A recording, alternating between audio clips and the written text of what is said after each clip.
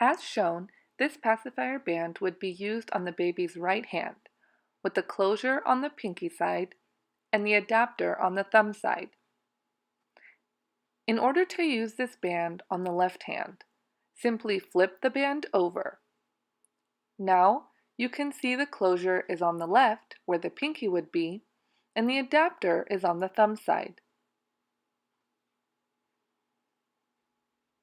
Another way to use it on the opposite hand is to slide the adapter from one end to the other, as shown.